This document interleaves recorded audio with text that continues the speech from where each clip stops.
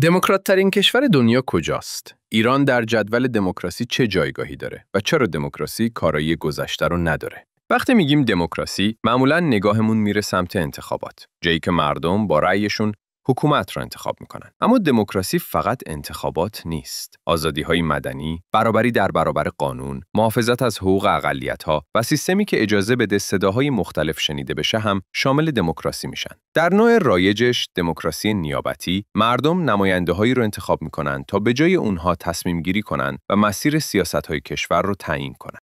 واحد اطلاعات مجله اکونومیست هر سال 165 کشور و 2 قلمرو رو با شاخصی به نام شاخص دموکراسی بررسی میکنه. یکی از معتبرترین معیارهای سنجش کیفیت حکمرانی در جهان. این شاخص 60 عامل مختلف رو در 5 گروه زیر ذره‌بین میذاره و به هر کدوم امتیاز میده. کیفیت انتخابات و رقابت سیاسی، عملکرد دولت، سطح مشارکت مردم، فرهنگ سیاسی و میزان آزادی‌های مدنی.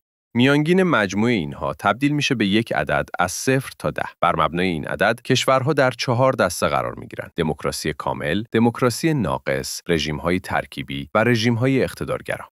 در این جدول نروژ با امتیاز 9.81 در قله دموکراسی دنیا قرار داره. کشوری که در هر 5 بعد از استانداردهای بالا عبور کرده. از طرف دیگه افغانستان با امتیاز 25 صدم پایین‌ترین رتبه رو داره و در گروه رژیم‌های اقتدارگرا قرار گرفته. ایران هم با امتیاز 1.96 در رتبه 154م جهان قرار داره و در کنار افغانستان و چند کشور دیگه در دسته رژیم‌های اقتدارگرا طبقه بندی شده. با اینکه خیلی از کشورها ساختار دموکراتیک دارن، اما مردم در نقاط مختلف دنیا حس می‌کنن فاصله واقعی بین حکومت و جامعه بیشتر شده. احزاب نماینده واقعیشون نیستن. تصمیم‌ها پشت درهای بسته گرفته میشه. نابرابری رشد کرده و مشارکت سیاسی پایین اومده. همین نارضایتی باعث اوج گرفتن جریان‌های پوپولیستی شده. گروهایی که میگن صدای کسانی هستند که سالها نادیده گرفته شدن. برای همین رضایت از دموکراسی در دنیا افت کرده و مدل سنتی دموکراسی، یعنی رأی دادن هر چند سال یک بار، دیگه مثل گذشته جواب نمیده. تو کامنت ها برامون بنویسین که شما وضعیت دموکراسی رو چطور میبینید.